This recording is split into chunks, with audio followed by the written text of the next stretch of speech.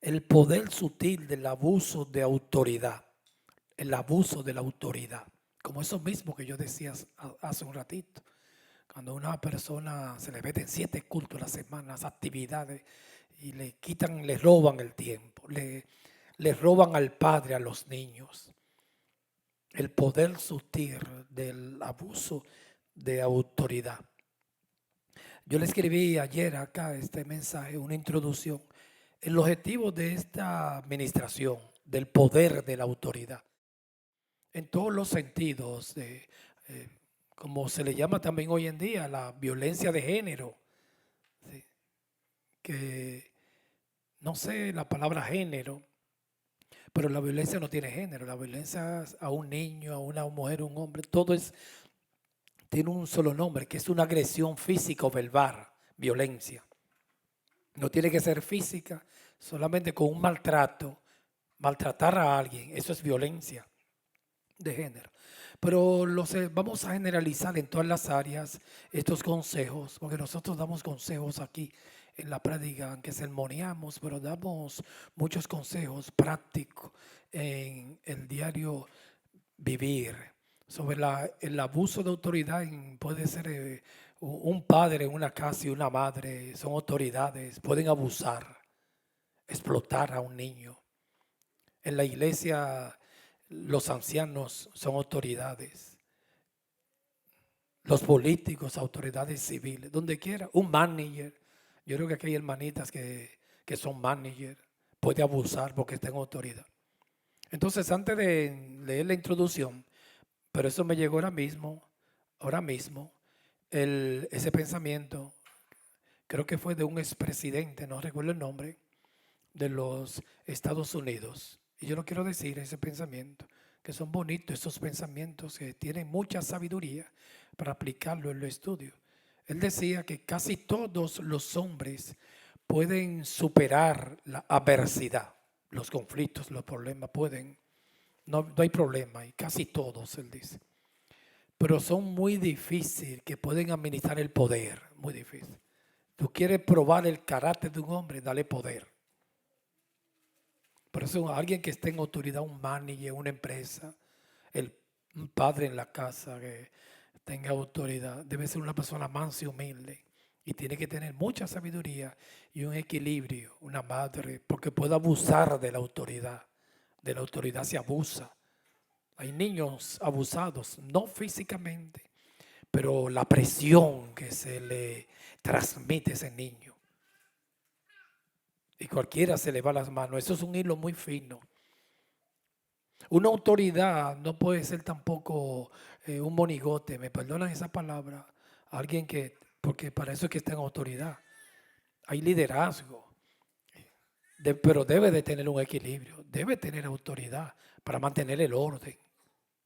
Entonces, eso es un principio, el gobierno, eso no vino del hombre, hermano. Eso de gobierno, como el gobierno civil, eso vino de Dios en Génesis. El Señor eso es un gobierno. Él creó todos los animales, las aves, los monstruos marinos y puso a Adán como gobierno. Él era en un lenguaje moderno hoy en día como el primer ministro, el presidente. El gobierno viene de Dios. Tiene que haber un gobierno. Las empresas por eso es que se desarrollan y progresan, porque en eso de administración de empresas se enseña cómo ese cuerpo de empresas se divide. Está la secretaria, está el personal, ¿cómo se llama ese personal que a mí siempre se me olvida? El que da las entrevistas para el trabajo. Servicio humano, gracias cielo. Esa era la palabra que yo quería. Los recursos humanos. Eso es un gobierno, pero muy ordenado y hermoso, hermano. Ahí están recursos humanos. Están el gerente, el manager, el presidente de la compañía. Eso viene de Dios. Eso es un principio que estableció Dios. En la iglesia tiene que haber un gobierno. El día de culto, alguien tiene que presidir. O si no, se vuelve un caos. Eso viene del cielo. En el hogar tiene que haber un gobierno, un orden. Las cabezas, el papá y la mamá.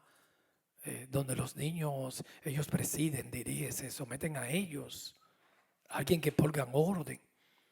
A mí me gusta ver también en esos actos de ceremonias, como la alfombra roja, la azul, qué sé yo, que siempre hay alguien, un maestro de ceremonia, alguien que presida. Hasta en los funerales, yo recuerdo en el funeral de mi madre, a la iglesia que ella asistía, y ahí que manda el apóstol Pablo a someterse a las autoridades.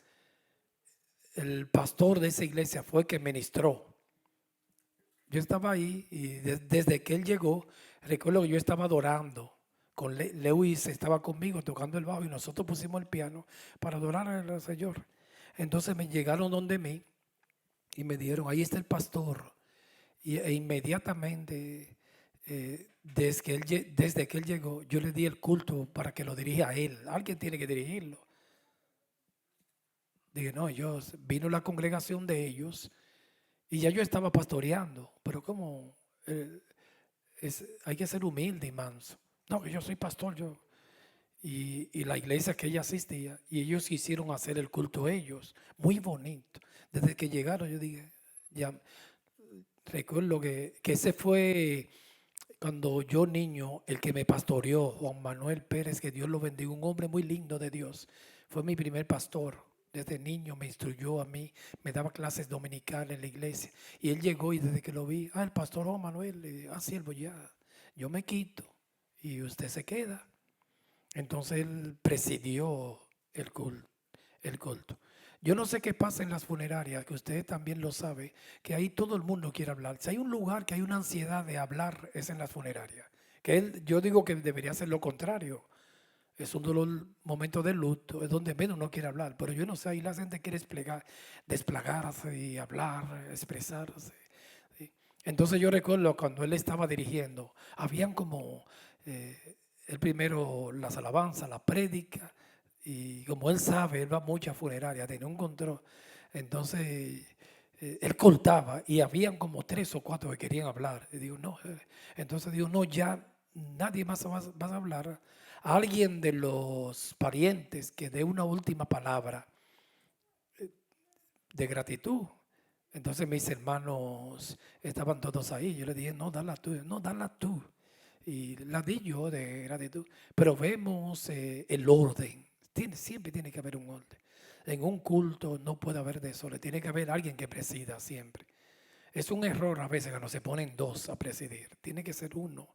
Si un día yo no estoy aquí, alguien que presida. Y eso de gobierno, eso vino de Dios. Y Él manda también a someternos al orden. Inmediatamente que usted entra a un hospital, ya usted está bajo autoridad y ya.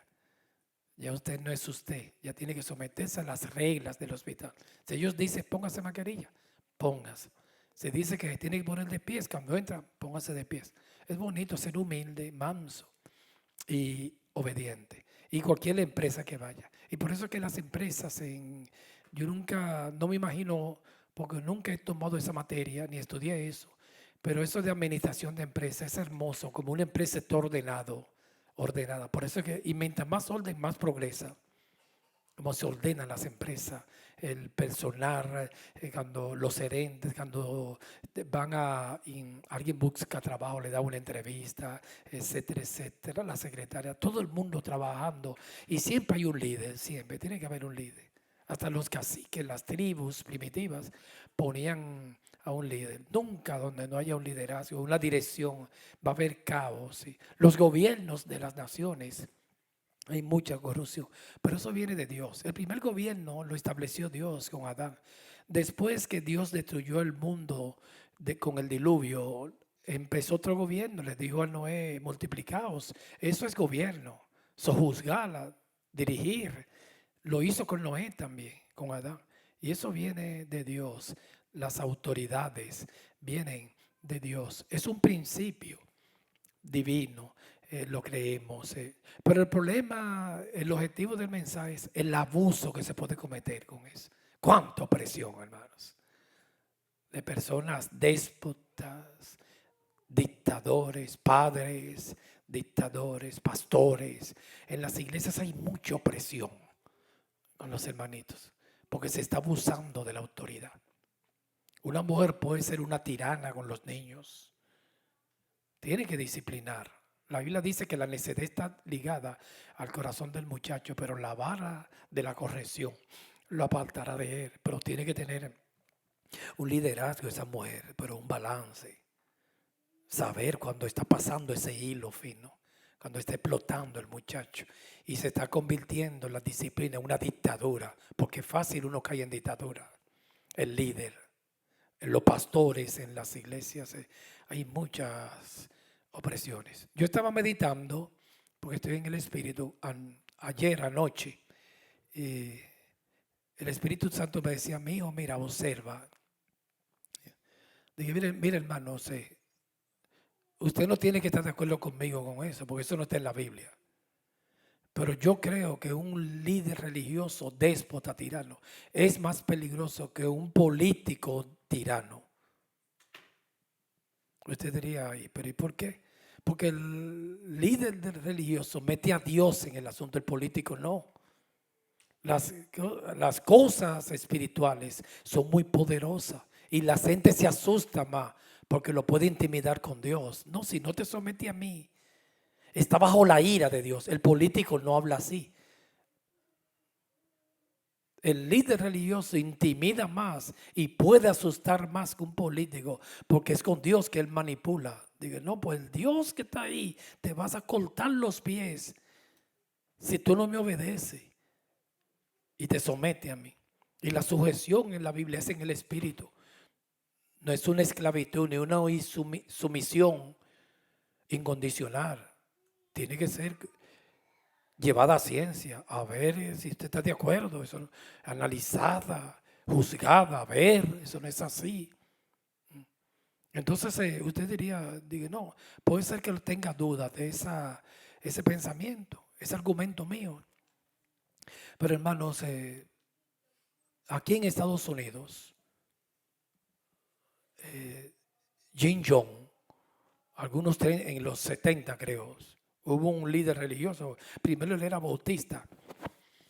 ¿Tú sabes cuánto poder tiene un líder religioso? Mató, hermano, a 1000 gentes. ¿Usted cree que un político haría eso? Y tenía tanta influencia mencionando a Dios.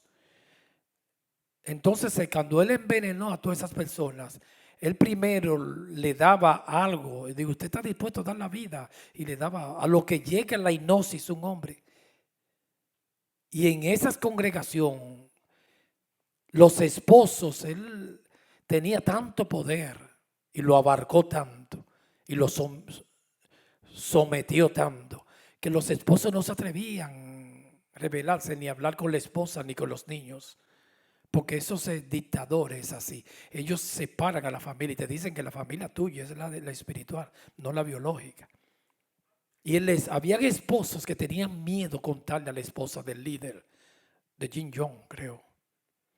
Y con cianuro, él hizo varios intentos, le daba en la congregación una copita, pero de vino, de verdad. Y llegó un día, lo preparó mentalmente. Y llegó un día a lo que llega una hipnosis. Y, hermanos, un político nunca puede hacer eso. Por eso el religioso puede ser peor, un dictador, déspota religioso. Y le dio cianuro ese día en la bebida y envenenó como 900 personas, creo. Y niños, murieron todos, la congregación, todos sus fieles seguidores. El político no hace, es muy difícil que un político llegue a ese extremo, porque ellos usan a Dios y lo ponen en medio. David Koresh, aquí en Estados Unidos también, hermanos, díganme si un político puede hacer eso. Tuvo hijos con la mayoría de las hermanas, porque él decía que usaba el libro de Apocalipsis y que los hijos de él, y creo que iban a ser los 24 ancianos que dice Apocalipsis. Entonces los esposos le consentía que su esposa tenga relaciones íntimas con él. A lo que llega un líder religioso, no es poderoso, ¿sí? Un político no haría eso. Y yo meditaba eso ayer. Y habían esposas, los esposos le daban las esposas a David Koresh para que estén con él. Y él tuvo hijos con la mayoría. Entonces ellas procreaban hijos con sus esposos y el esposo de zángano ahí con el líder, porque que el líder tiene mucha influencia y hay mucho abuso y despotismo de autoridad en las iglesias. Mucho abuso. Hay un pueblo oprimido por los líderes y ese es el objetivo de este mensaje. El Señor nos llamó a ser libres en el Espíritu. Si el Hijo os libertare, seréis verdaderamente libres. Él no quiere que sea esclavo de nadie, y menos de un pastor verdugo, dictador. Entonces, con ese ejemplo que yo les dije, usted lo puede considerar, que un líder religioso puede resultar más peligroso que un político, dictador. Porque ellos ponen a Dios en juego. Entonces la gente le tiene miedo a Dios después. Ellos dicen, si tú te vas de aquí, de mi iglesia, está bajo maldición, y la gente se asusta. Si tú no te sometes a mí y me desobedeces, te vas a morir y te va a caer una maldición. Y está bajo los ojos del Omnipotente. Porque yo soy el ungido de Jehová. Yo soy el líder. Y eso no es así. Y los vamos a demostrar en estos estudios con la palabra. El objetivo de esta administración no es atacar a ningún pastor o líder de iglesia, sino más bien denunciar los daños que a través, de los años hemos cometido los líderes, yo me incluyo, sobre las ovejas por el autoritarismo y despotismo absoluto y sin límite en las iglesias. Cuando un pastor le dice a su congregación que aquellos que dejan su iglesia o la desobedecen o desobedecen su autoridad, están en peligro de la furia de Dios, usted puede estar seguro que en este hombre está operando un espíritu de control. Seguro, hermano.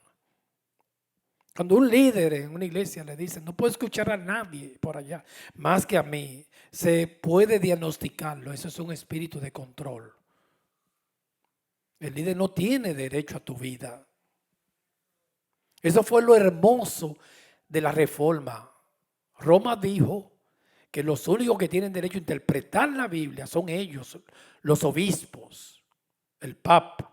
La reformadora dijo, no, cada cristiano tiene derecho a juicio privado. Y una palabra contundente fue la de Martín Lutero, que él dijo, no es bueno ni es justo en la dieta de Worms, cuando fue juzgado, que lo iban a llevar a la hoguera. No es bueno ni es justo. Le dijeron, retráctate. Él dijo, no es bueno ni es justo que un hombre se vaya en contra de su conciencia. Nunca te vayas en contra de tu conciencia, hermano.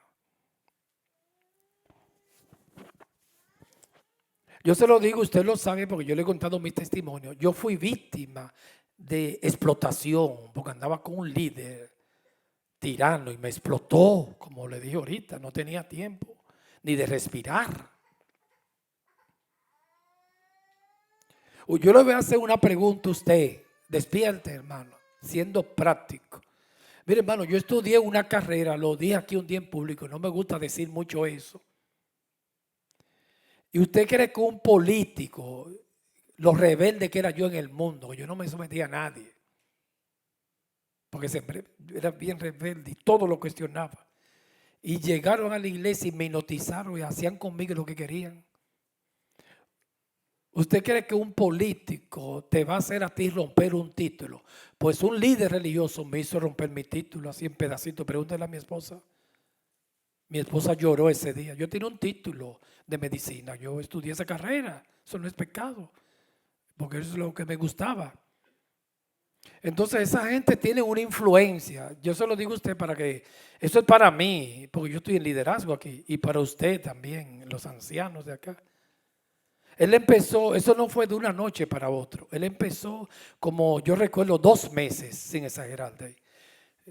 yo tenía un dolor aquí estomacal, unas úlceras que me estaban destruyendo. Y él me dijo, porque todo es un negocio, el problema tuyo es el título. Eso, Dios mío, esto no es pecado estudiar, esto es hermoso. Ojalá yo que todos estudiasen, el que no pueda está bien. El problema tuyo es que hasta que tú no rompes ese título, no se te va ese dolor. Oye, hermano, qué falsa enseñanza. Entonces, todos los días, cuando iba a casa, ¿lo rompiste ya? Dije, no, cielo, tiene que romperlo. Oye, metes en cosas privadas, hermano, tiene que romper el título. Y todos los días, ellos van trabajando y te van preparando. Y llegó un momento que me tenía harto y recuerdo un sábado en la casa, llegó a casa en la noche y ya yo lo saqué yo lo tenía enmarcado y lo saqué de ahí, ¡pam! Destruí el cuadro, ¡pam! Y lo rompí en pedacitos. ¿Sí? El título de mi estudio de 7 años, que me lo gané estudiando en una universidad difícil, se llama la UAS, Universidad Autónoma Independiente del Estado. Y muy honesta, que ahí no se mafean títulos, porque no son como esas privadas que se hacen mafia. Me lo gané pasando hambre, sacrificios, 8 años, día y noche, y yo me lo gané y lo rompí en pedacitos. Mi esposa lloró. A eso llega el autoritarismo. Y después que lo destruí, él me dijo, ahora sí, ya te despegaste de eso. Si Dios no te manda a dejar carrera ni a nada de eso, sino a superarte, a desarrollarte. Yo fui víctima de violencia de pastores, hermano, porque yo sé de qué te estoy hablando. Y eso yo no se lo dije a nadie, nunca se lo dije a mis familiares, porque ellos que me conocían, los rebeldes que yo era, a lo que llega en las iglesias, eso no lo pudo hacer, no lo hacía en el mundo nadie conmigo, porque yo argumentaba mucho, y para yo someterme, yo exigía mucho. Y en la iglesia me dieron una lavada de cerebro, como el pastor Champú ese, ¿se recuerda? A un pastor que le decían champú, yo creo que a ese le decían champú. No porque te lava la cabeza, sino te lava el cerebro. Porque que tú caes en una hipnosis, hermano, y usted no, yo estaba hipnotizado y no me daba cuenta. En un estado de hipnosis. Hipnosis está fuera de la realidad. Y ya yo no pensaba por mí mismo, era él que pensaba por mí. Eso se llama extralimitación, abuso de poder en la iglesia. Yo recuerdo un día cuando nosotros empezamos aquí, ¿me está prestando atención? Cuando comenzamos acá, no había sonido. Nosotros teníamos un papelito con canciones, le poníamos número, el lugar santísimo, número 2. Yo decía la número 2 como un himnario y cantábamos sin micrófono, no teníamos nada, que fue un basement. Y recuerdo que yo para esos tiempos yo no tenía, me la ingeniaba yo solo, no tenía ayuda de alguien yo no sé mucho de sonido, gracias a Dios por Lewis. Y yo fui a Sun Music y compré una consola. Entonces, como esa consola, una consolita es para el sonido y un micrófono y un piano, que ahí empezamos con el piano. Recuerdo que el piano era Korg, pero usado, tenía una tecla dañada y me lo vendieron en 600. Bueno, la consola, hermanos, había que moverla porque en el sitio que estábamos no se podía dejar demasiado allá en Camden, en Clinton creo, se la robaban. Y la consola tenía 36 canales, era una cosa así. Bueno, Lewis, ¿tú te recuerdas? La que tú le diste a los Lewis, nosotros se la donamos, esa consola, a los hermanos de McCoy. Era de este tamaño, así. No es como esa que él tiene, moderna. Entonces, yo le dije a ese líder que me dirigía, yo le dije, no, yo no puedo andar con esa consola así, yo tengo que ser sabio. Vamos a comprar una chiquitita, ¿verdad? De 12 canales, porque es un micrófono y un piano que estaba conectado. Eso tiene canal para el que no sabe de música. Y vamos a comprar una pequeñita, que esa pequeñita la meto en un maletín y me la llevo, porque había que llevarla después del culto, sacarla de ahí. No la podía dejar el sonido se la robaban. Y teníamos 2 bocinas que yo compré, sin saber nada de eso, preguntando. Porque gracias a Dios que el que se encarga aquí de eso son Lewis, Denis, Miel. Entonces el líder me dijo, pues no, eso se llama autoritarismo. Ni siquiera te ponen usted puede pensar. No compre una chiquita, quédese con esa. Era 36 canales, yo creo así. De ese tamaño era, mire. Tener que mover eso en cada curdo. Y era yo que le iba a mover. No, déjame yo acomodarme, chiquitita. Y yo le dije a él, pues no. Ahí yo me le revelé, sí. Yo le dije, pues no. Yo voy a comprar una de 12, chiquitita, que sea manuable. Estamos en la época moderna. ¿Cómo yo voy a andar con...? Recuerdo que hasta dije esa palabra, esa vaina de ese tamaño. Entonces él me dijo, pues usted se va a quedar con esa. Yo, pues no, ese es el problema tuyo. Ya yo estaba incómodo ahí, que hay que hacer lo que tú digas. Yo soy el que tengo la carga en esa iglesia, yo hago por una pequeña. Bueno, ese día había culto aquí. Entonces me dijo, pues vete al diablo, incómodo, por el teléfono. A las 2 de la tarde fue eso. Bueno, entonces lo que sucede con eso, hermano, que yo me asusté, porque son dioses. Y esa gente nunca se equivoca. Y yo me asusté. Yo no, ay, no, déjame cogerlo suave, déjame quedarme con mi consola grande. Entonces ese día él venía para acá y no vino. Para yo empezar el culto, tuve que ir al baño de Clinton. Y lo llamé y pedirle sin hacer perdón. Diga, mira, cielo, yo no puedo empezar a adorar así. Te pido que me perdone. Está bien, me voy a quedar con la consola como de 1000 canales, como de este tamaño. Hay que buscar, llevarle un antro. Me quedo con esa. Está bien, tú ganaste, porque ellos tienen que... Y ahí ya estaba bien ya. Qué bueno, obediente, mi niño obediente. Usted sabe lo que es eso, hermano. Porque usted pierde la capacidad de pensar. Cuando nosotros llegamos acá, todavía no crea, yo estaba intoxicado de todo eso. Fue que Dios empezó a limpiarme y me falta mucho todavía. Porque en esos ambientes al pastor hay que anunciarle todo. Él te busca la esposa, él te busca el esposo. Si esa esposa él no la quiere, no te casa. De verdad, hermano. Si ellos quieren casarte con alguien, meten al Señor. Porque es más que los políticos, más poderoso. Ellos empiezan a preparar de que Dios dijo que esa es tu esposa. Hasta que te casan obligados sin usted querer. Dirigen tu vida. Te dicen lo que tiene que comer. A qué hora tiene que salir. Saben lo que los ingresos de tu casa. Saben cuánto tú debes. Todo absoluto, todos. Y eso se llama abuso de autoridad. Y el Señor nos mandó a ser libres. Un pastor en una iglesia, hermano, yo siempre tengo en el corazón bien profundo que es un siervo, amado.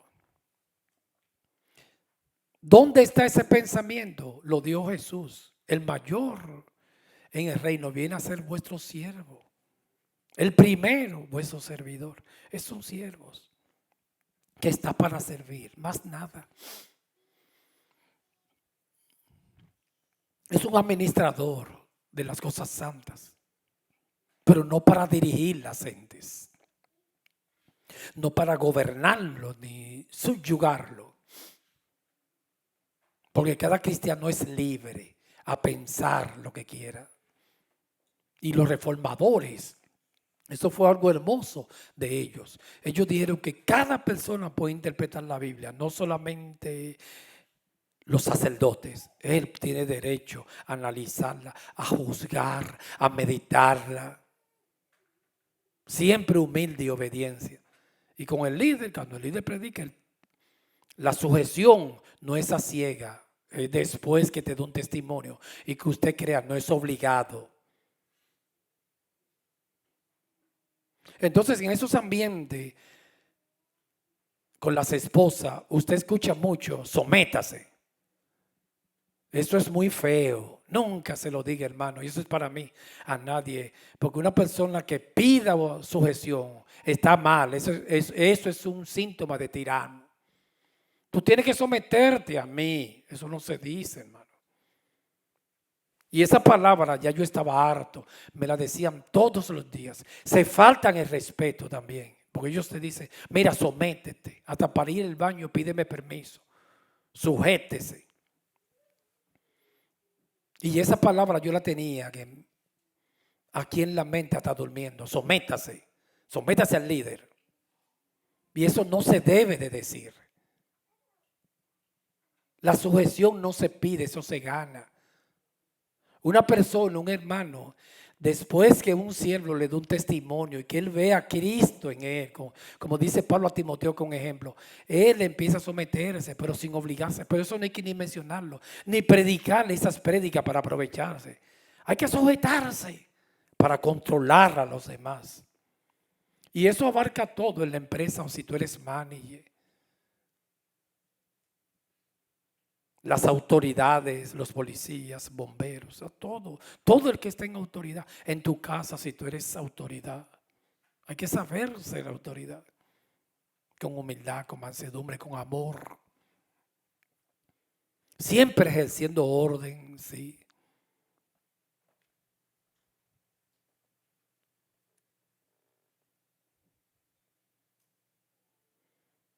Entonces cuando usted vea eso, tiene que someterte a mí, que si no estás conmigo te muere. Eso es un espíritu de control, seguro, hermano, seguro, que no escuche a nadie sino a mí. Yo solo tengo la verdad. Ahí está operando un espíritu de control. Abuso de autoridad. Él está intentando sembrarte. ¿Cuál es el objetivo? Sembrar temor, miedo. Porque así que los dictadores trabajan con el miedo. Siembran temor como medio carnal de mantener a las personas dentro de su iglesia. Cuidado, be careful. Comienza a verse algunas señales. Eso se nota. Uno empieza a ver señales. Vamos a definir, como lo dijo un pastor, que es abuso de autoridad. Vamos a definirlo, que me gustó esa definición, que es abuso de autoridad. Es la extralimitación de funciones por parte de las autoridades o funcionarios públicos en el desempeño de su determinado cargo u oficio. Es una extralimitación de funciones por parte del funcionario público, del líder religioso, en el empeño de sus oficios. Es cuando usted se extralimita, cuando usted salta la barrera y se mete en un lugar que no le corresponde.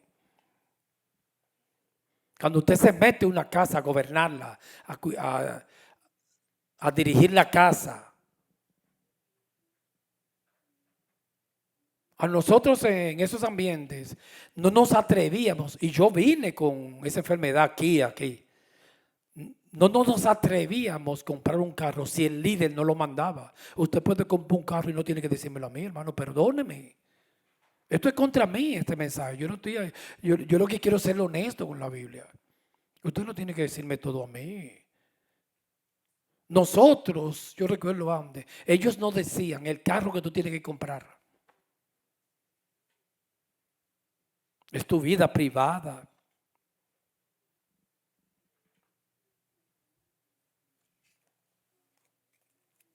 Y si un día le quiere informar algo el pastor, no es por imposición, es que te salga del corazón. Entonces le informa. Pero, ejemplo, yo lo llegué a hacer. Coger con mi esposa, con mis chavos, a ir a un dealer a comprar carros. No me atrevía, me moría del miedo. Porque tenía que ir con el líder, porque él es el grandfather.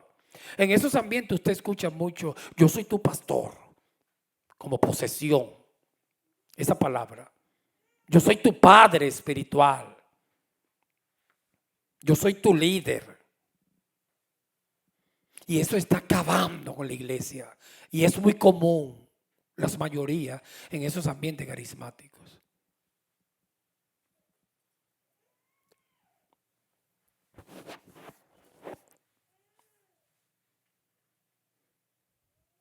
Se escucha mucho en esos círculos. Nunca he visto, se escucha mucho esto, yo lo dije hace un ratito, a nadie que haya salido de aquí, de esta iglesia, que le vaya bien. Eso es un autoritarismo, un dictador.